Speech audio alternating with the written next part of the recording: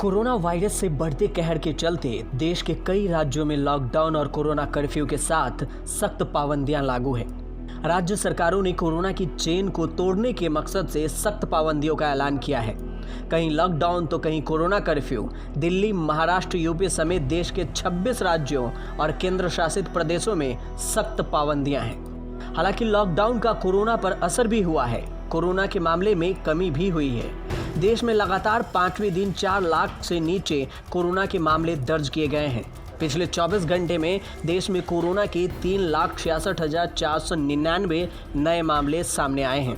वहीं इस महामारी के कारण 3738 लोगों की जान चली गई है। कोरोना संकट के बीच दिल्ली से राहत भरी खबर भी आई है।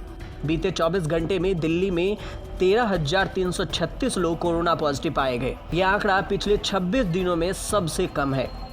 इससे पहले 12 अप्रैल को दिल्ली में 11,491 केस आए थे।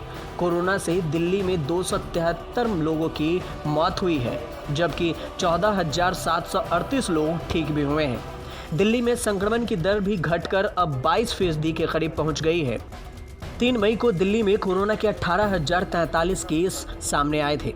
दिल्ली में पिछले 5 दिनों में कोरोना के आंकड़ों को अगर देखें तो 4 मई को 19,953, 5 मई को 20,960, 6 मई को 19,133, 7 मई को 19,832 और 8 मई को 17,364 केस दर्ज हुए, जबकि 9 मई को कोरोना केस घटकर 13,336 हो गए हैं।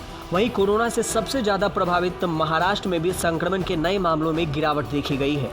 महाराष्ट्र में कोरोना के 48,401 नए मरीज मिले हैं, जबकि कोरोना से 572 लोगों की जान गई है।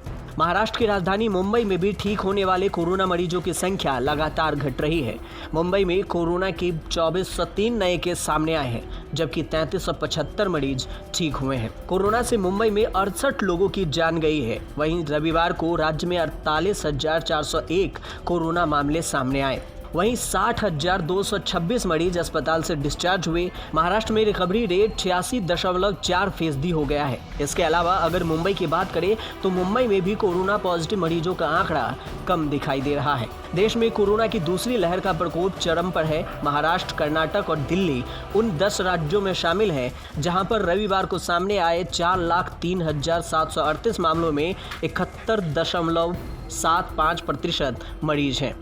इन 10 राज्यों की सूची में शामिल अन्य राज्य केरल, तमिलनाडु, उत्तर प्रदेश, आंध्र प्रदेश, पश्चिम बंगाल, राजस्थान और हरियाणा भी शामिल हैं। भारत में एक्टिव मरीजों की संख्या बढ़कर 37,36,000 के पार हो गई है, जो कुल संक्रमितों का 16.76% है। स्वास्थ्य मंत्रालय के अनुसार महाराष्ट्र, कर्नाटक, केरल, तमिलनाडु, उत्तर प्रदेश, राजस्थान, आंध्र प्रदेश, गुजरात, छत्तीसगढ़, पश्चिम बंगाल, हरियाणा, बिहार, मध्य प्रदेश में देश में 82.94% एक्टिव मरीज हैं। कोरोना के चलते अब सबसे ज़्यादा बिहार और उत्तर प्रदेश के हालात काफ़ी बिगड़ रहे हैं।